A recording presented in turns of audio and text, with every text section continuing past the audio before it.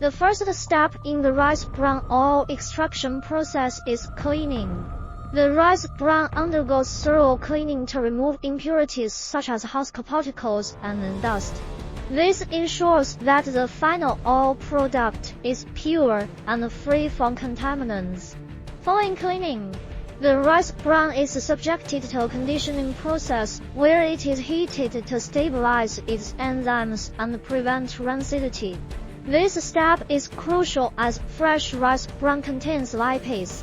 Next, the conditioned rice bran is fed into screw presses or expellers, where mechanical pressure is applied to squeeze out the oil. These machines are designed to handle the unique characteristics of rice bran, ensuring optimal oil yield without damaging the valuable components. The expelled oil is then collected and sent for further refining processes, including degumming, neutralization, bleaching, and deodorization.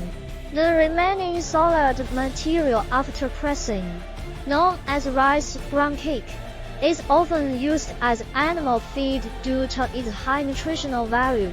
Throughout this process, the equipment must operate efficiently to minimize energy consumption and maximize output.